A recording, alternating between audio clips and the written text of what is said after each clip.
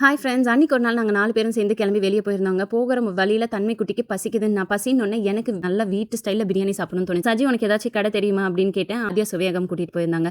So அங்கே வந்து பார்த்தீங்கன்னா மெனுவில் வந்து சிக்கன் பிரியாணி, சிக்கன் வறுவல், சிக்கன் பிரியாணி காம்போலாம் இருந்தது. ஸோ நாங்கள் காம்போ ஒன்று ஆர்டர் பண்ணிவிட்டு நாங்கள் உள்ளார போய் உட்காந்துட்டோங்க. போய் பார்த்தோம் அந்த போர்டு இருந்தது. Palm oil, no colouring, no Ajinomoto அப்படின்லாம் மென்ஷன் பண்ணோன்னே திருப்தியாக இருந்தது. வந்து அவங்களோட மெனு கார்டை பார்த்தேன். மெனு கார்டு பார்க்கும்போது காலையில் பிரேக்ஃபாஸ்ட்டு என்னென்னமோ ஐட்டம்ஸ் இருந்ததுங்க. செம்ம பியூட்டிஃபுல்லான ஐட்டம்ஸ், எல்லாம் ஹெல்தியான ஐட்டம்ஸ். டெஃபினட்டாக நீங்கள் ட்ரை பண்ணி பாருங்கள். அண்ட் ஈவினிங் என்னோட ஃபேவரட் ஸ்நாக்ஸ் தட்டுவடை செட். நிறைய இன்ஸ்டாகிராம் ஃபாலோவர்ஸ் என்கிட்ட நான் தட்டுவடை செட் சாப்பிடும்போது எங்கே கிடைக்கணும் அப்படின்னு கேட்டிருந்தீங்க.